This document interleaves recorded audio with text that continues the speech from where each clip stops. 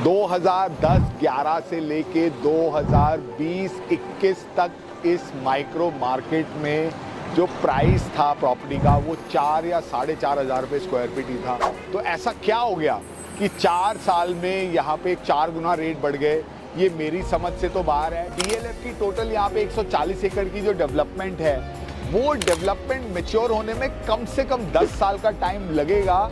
तो मुझे लगता है कि जो लोग भी आपको साइबर सिटी 2 की वजह से, ठीक है, या डीएलएफ की प्रॉक्सिमिटी की वजह से आपको सेक्टर 80 पिच कर रहे हैं, वो शायद आपको इस एरिया की डेवलपमेंट की टाइमलाइंस के बारे में इनएक्यूरेट इंफॉर्मेशन दे रहे हैं। अगर आपका 3 करोड़ या उससे कम का बजट है, ठीक है, आज आपको 2-2.5 करोड़ में रेडी टू मूव में कोई अच्छी प्रॉपर्टी नहीं मिल रही, तो मे बी 2.25-3 करोड़ तक आपको कॉन्शेंट का प्रोजेक्ट मिल गया, कल को कुछ आशियाना में उस बजट की चीज़ आ गई, तो वो आप एक लॉन्ग टर्म पर्सपेक्टिव के हिसाब से आप कंसिडर कर सकते हो। But I still feel that compared to this area, you know, sector 81 to 95 is probably better from an end use perspective. Hi guys, this is your trusted real estate guide अभय, और guys आज मैं आपको दोबारा से मिलने आया हूँ एक बड़े ही important वीडियो के साथ, जहाँ पर कि आज मैं आपके लिए उस सेक्टर का एक कॉम्प्रिहेंसिव रिव्यू करूँगा जिस सेक्टर में पिछले 6 महीने में सारे इन्फ्लुएंसर्स आपको माल बेचने की कोशिश कर रहे हैं। ठीक है गाइस, मैं बात कर रहा हूँ सेक्टर 80 की। आप में से जो मेरे पुराने व्यूअर्स हैं जिन्होंने मेरा सेक्टर 78 और 79 का रिव्यू देखा हुआ है, वो जानते हैं कि मेरा इस ओवरऑल एरिया को लेके क्या आउटलुक है। बट पिछले 1 साल में ना काफ़ी चीज़ें और भी इस एरिया में डेवलपमेंट में आई है, कई नई बातें हमें पता चली हैं, तो उस हिसाब से हम लोग ना आज एक अपडेटेड इस एरिया का एनालिसिस आपके लिए करेंगे। So guys, right now we are near to leopard trail. अब हम लोग थोड़ी देर में 77 M3M की गैलरी पे पहुंच के वहाँ से फिर आगे आपको एक अपडेट देंगे और वहाँ से फिर हम लोग सेक्टर 80 की तरफ चलेंगे। सो गाइज, सेक्टर 80 की लोकेशन को समझने के लिए आपको जो सबसे इम्पोर्टेंट लैंडमार्क है, मैं अभी वहीं पे खड़ा हूँ। आप मेरे पीछे देख सकते हैं, ये आपका डीएलएफ का प्रिवाना साउथ जो सबसे पहले 2023 में लॉन्च हुआ था। ठीक है, यहीं पे अगर मैं लेफ़्ट को मूव करता हूँ तो यहीं पे इनका वेस्ट आया था, अभी मे बी अगले क्वार्टर में इनका नॉर्थ भी आ जाएगा। ठीक है, तो यहीं पे गाइज आपकी M3M की 77 की भी सेल्स गैलरी है। और यहाँ से अगर मैं बात करता हूँ, सीधा आपका जो अमेरिकन एक्सप्रेस का कैंपस है, जो मे बी यहाँ पे M3M का कॉर्नर वॉक है, वो यहाँ से 3 किलोमीटर है। ठीक है, इधर राइट हैंड पे आपका NH8 में भी यहाँ से 1.5-2 किलोमीटर होगा। और इसी पॉइंट से गवर्नमेंट ने एक पहाड़ के बीच में से रोड काट के रोड बनाई है जो सेक्टर 78, 79 और 80 को SPR से कनेक्ट करेगी। अभी मैं जहाँ पे खड़ा हूँ गाइस, यहाँ से आपका सेक्टर 80 का जो डिस्टेंस है वो आपका है मोटा मोटा 4 किलोमीटर। तो 4 किलोमीटर प्लस 3 किलोमीटर, तो सेक्टर 80 से आपका जो एमएक्स का कैंपस है या जो SPR रोड है वो आपकी हो जाएगी टोटल 7 किलोमीटर। और अगर मैं बात करता हूँ वाटिका चौक की, तो वाटिका चौक आपका गाइस हो जाता है 10 किलोमीटर।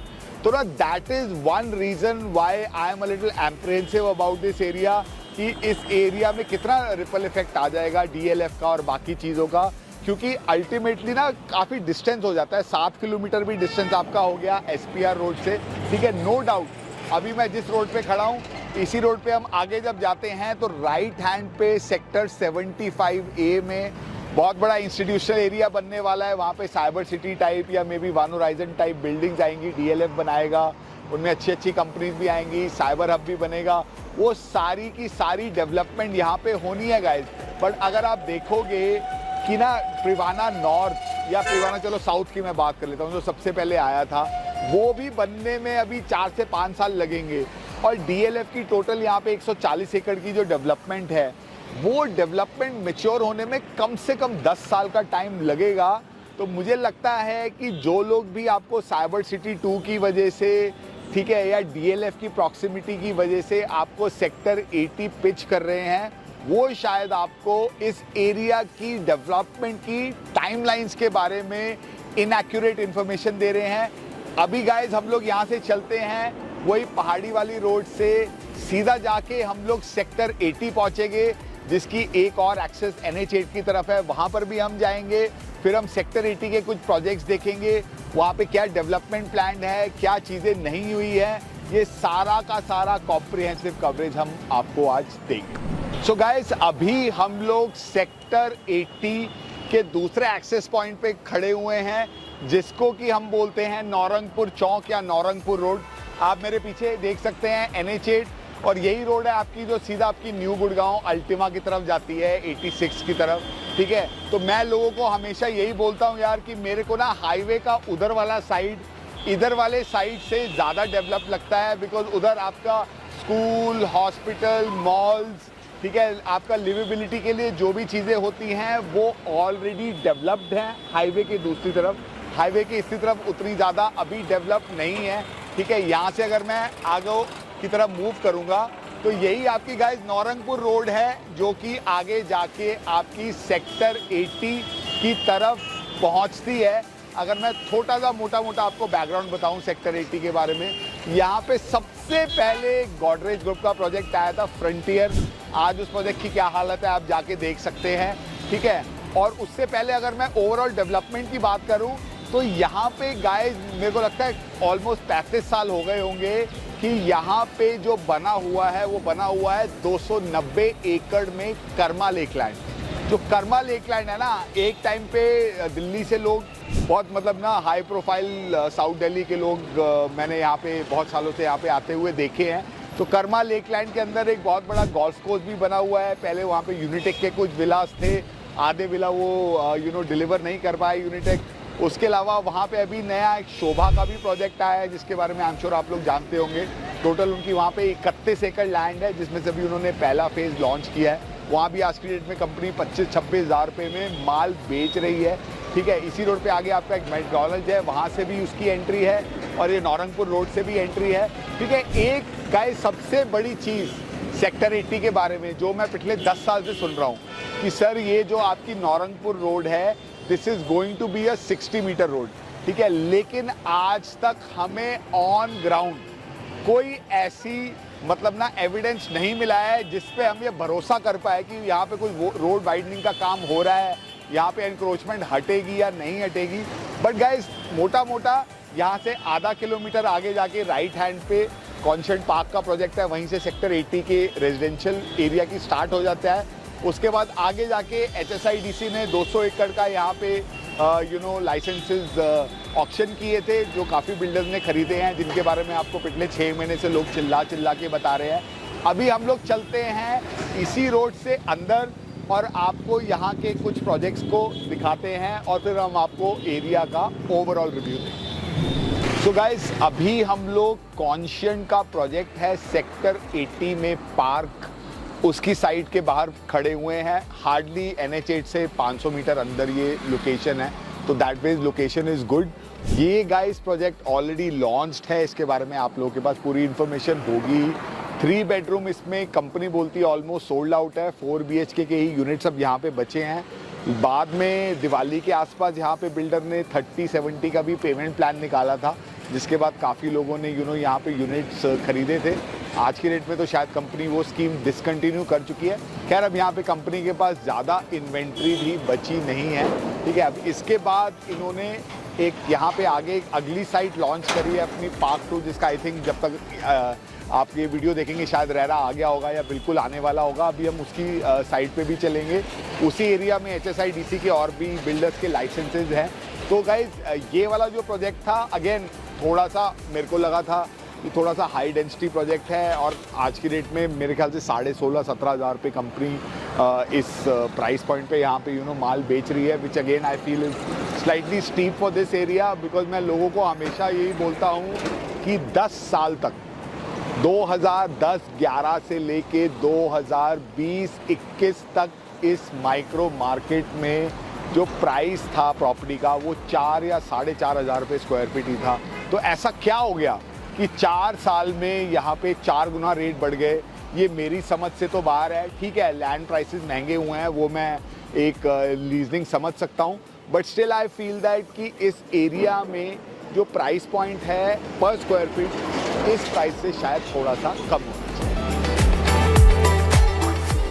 सो गाइस, अभी हम लोग सेक्टर 80 के उस इंटरसेक्शन पे खड़े हैं जहां पर कि HSIDC ने काफ़ी लैंड ईयर मार्क करी है फ्यूचर डेवलपमेंट के लिए। अबाउट मोर देन 200 एकर्स आप मेरे पीछे देख सकते हैं, HSIDC का यहाँ पे बोर्ड भी लगा हुआ है।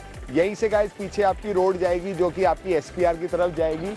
ये आपकी गाइस नौरंगपुर रोड है जो आपकी NH8 की तरफ जा रही है। और गाइस यहीं पे आप मेरे पीछे जस्ट यहाँ पे आपको 24 मीटर रोड दिखनी स्टार्ट हो गई होगी।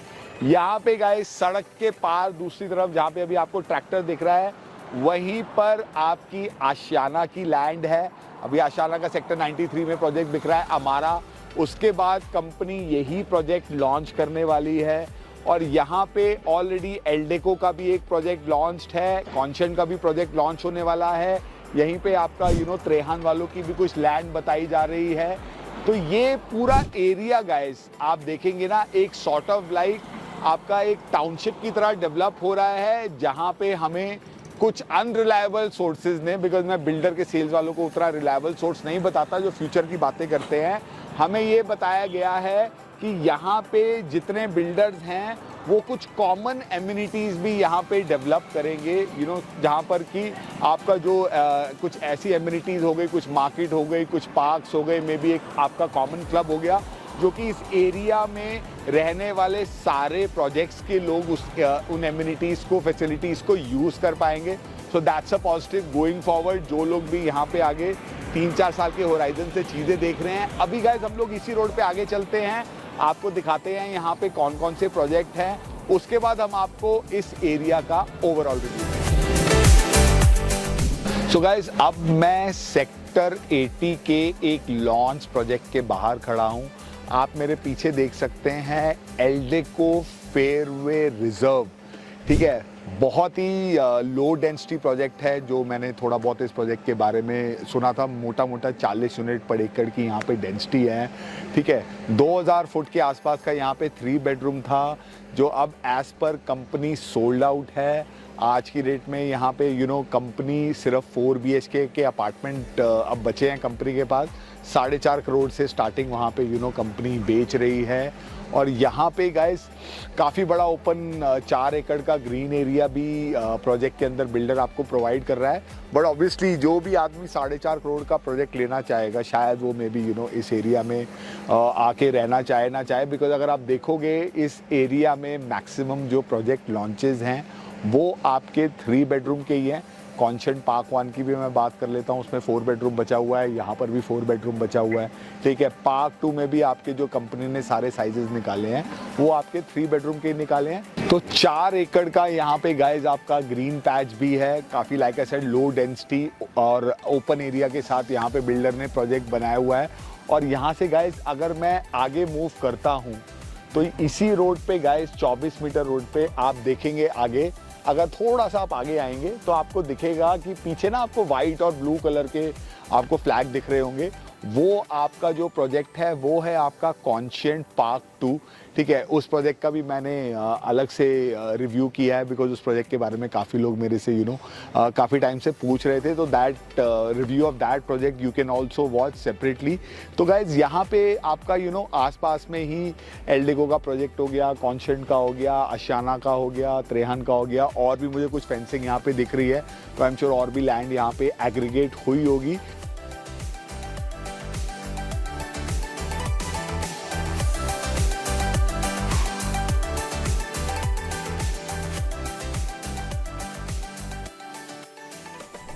सो गाइस, मेरे पीछे यहाँ पे लेफ्ट में एल्डेको का प्रोजेक्ट हो गया, मेरे राइट में यहाँ पे आपका त्रेहान का प्रोजेक्ट हो गया और इसके पीछे कॉन्शियंट हो गया। इस रोड के इस तरफ आपका जो प्रोजेक्ट हो गया वो आपका हो गया आशियाना का। ठीक है, अब गाइस जो यहाँ पे इस एरिया की मैं बात आपको बताना भूल गया था वो ये है कि आप मेरे पीछे जो एरिया देख रहे हो ना, यहाँ पे आपको थोड़ा जंगल जंगल सा दिख रहा होगा। तो बेसिकली गाइस ये क्या है आपका, ये ना आपका कर्मा लेक लैंड की लिमिट है। इसके पीछे आपका 290 एकड़ का कर्मा लेक लैंड डेवलप्ड है, जहाँ पे 90% ओपन एरिया है, 40 एकड़ का फॉरेस्ट है, 70 एकड़ का वहाँ पे आपका गोल्फ पुटिंग बनी हुई है 9 होल की। तो उस एरिया को, या आई वुड से कि कर्मा लेक लैंड को सेक्टर 80 को मार्केट करने के लिए ना सारे बिल्डर यूज़ कर रहे हैं।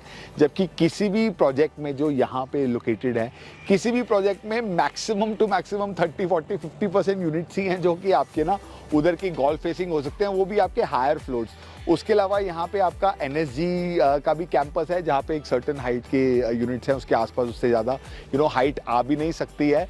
तो गाइज मतलब ना डेफिनेटली अगर आप देखोगे तो कुछ ग्रीनरी यहाँ पे ज़्यादा है।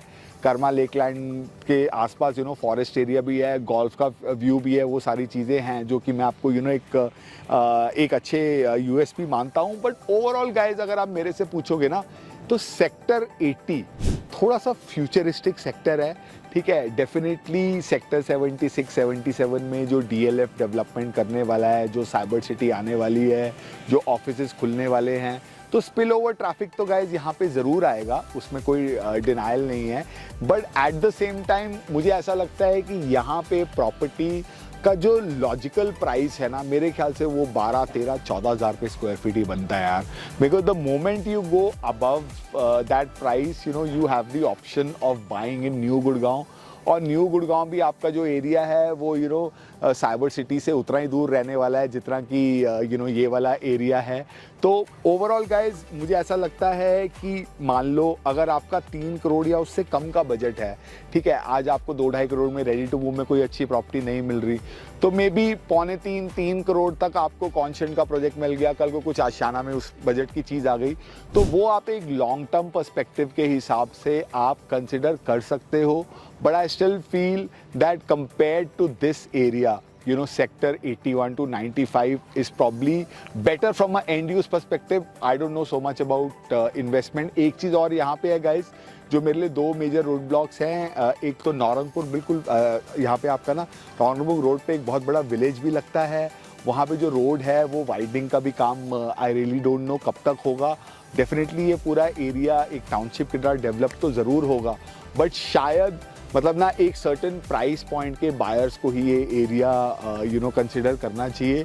अदरवाइज आपको गुड़गांव में और भी लोकेशंस हैं जो इससे ज़्यादा बेटर हो सकती है from a and use perspective. Like I said, सारे के सारे इन्फ्लुएंसर्स इस सेक्टर की आपको अच्छाइयाँ ही बताने की कोशिश करेंगे। कोई भी आपको यहाँ पे ना नेगेटिव्स नहीं बताएगा, जो आज मैंने उजागर करने की कोशिश करी है। और इसी तरीके से गाइज जैसे मैं हमेशा कोशिश करता हूँ आपके लिए वेरीफाइड और करेक्ट इन्फॉर्मेशन लेके आऊँ, वही मेरी कोशिश आगे भी जारी रहेगी। जिस तरीके से आप लोग हमें पहले सपोर्ट करते रहे हैं, आगे भी सपोर्ट करते रहिएगा। Please like, share and comment on our videos and please subscribe to our channel. I will see you guys again very soon. Bye for now.